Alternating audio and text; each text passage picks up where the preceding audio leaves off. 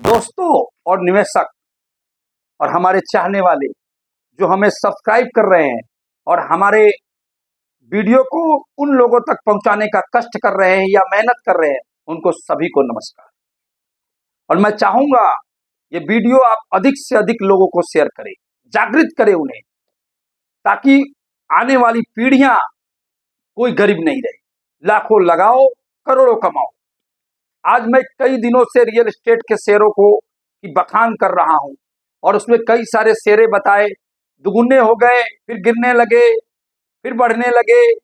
इस माया जाल में बहुत सारे लोग फंस करके कई प्रकार की भ्रांतियां उनके दिमाग में उत्पन्न हो गई। कोई लोग ट्रोल करने लगे, डूब जाएगा पैसा, फलाना ढिकाना, नहीं जाने कितने कितने कुछ कहने लगे। रियल एस्टेट के शेयर के बारे में मैं जो फिलॉसफी लेके आया हूं, मैं आपके साथ शेयर कर रहा हूं। क्यों रियल एस्टेट में बूम आ रहा है और क्यों इसके शेयरों में दम है, इस बात से समझने की कोशिश कीजिए। भारत की इकोनॉमी को 5 ट्रिलियन होना तय।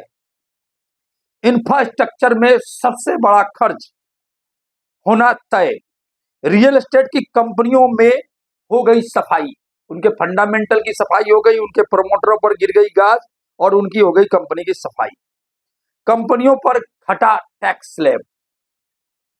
जीएसटी की वजह से इन रियल एस्टेट कंपनियों का बड़ा हुआ फायदा।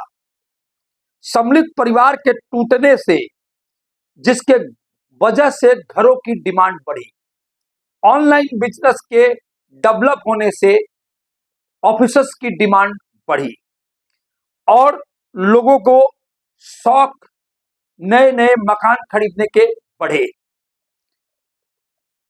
और ये शेयर जो जीरो थे रियल एस्टेट के, वही बनेंगे हीरो, क्योंकि वो पहले थे हीरो। जैसे अंसल हाउसिंग 7-8 रुपए से बोल रहा हूं, बड़ी गिरावट के बाद 18-20 के बाद 10-12-14 घूम रहा है सांप के भांति। यूनिटेक 2 रुपए में बोला 19, 12, 15, 9, 8, 7, 5 कितनी बार घूम रहा है।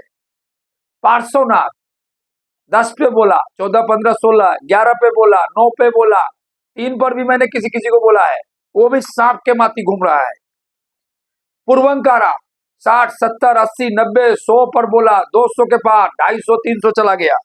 ओमेक्स 48, 50 पर बोला, 100 भी गया, फिर आया, फिर गया, ऊपर नीचे घूम रहा है। मैंने जो लाइनें बोली है उस पर बिल्कुल ध्यान दे कि रियल एस्टेट का समय कैसे आ रहा है। और शेयर बाजार में जो अभी जो 4 लाइनें मैं जो बोलने जा रहा हूं, उसको भी माइंड में पिरो ले। मुश्किल समय और खतरों में असफलताओं के डर से बचने का प्रयास बिल्कुल मत कीजिए। इस बात को लाइन दोबारा दोहरा रहा हूं शेयर बाजार के लिए।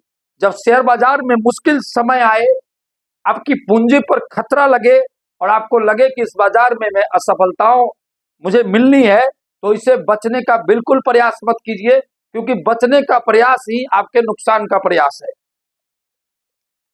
आपको शेयर बाजार में आपके मार्ग में निश्चित रूप से ऐसा समय आएगा ही, ऐसा मानकर ही चले। ये जीवन में भी लागू है और बाजार में भी लागू है, क्योंकि प्रातः काल का उदय सूर्य के संध्या काल के अंधकार में डूब जाता है। वह अंधकार में जाए बिना फिर सवेरा नहीं होता। तो शेयर बाजार भी आपके ये मुश्किल और असफलताओं का समय के बिना आपको नए सवेरे का अनुभूति आपको नहीं होगी। इसलिए रियल एस्टेट के शेयरों में फोकस बनाए रखें, और जो शेयरों के नाम हमने सुझाए हैं और इसके अलावा भी 2-4 जो पहले सुझाए हैं, इसमें बराबर होल्डिंग अपनी बनाए रखें और एक्युमुलेट करें। समय रियल एस्टेट का आएगा, शहरों में रहने की इच्छा भी लोगों की बढ़ी है, इससे भी शहरों में मकान की डिमांड बढ़े हैं और किराए भी बहुत बढ़ गए। अब 1500 में कहीं घर नहीं मिलता, तो बहुत सारे लोग जो रिटायरमेंट के पैसे हैं उनको भी इसी में लगाएंगे रिटायरमेंट की इनकम के लिए। तो यानी ग्रोथ चौमुखी है, इसको समझने का प्रयास कीजिए। नमस्कार।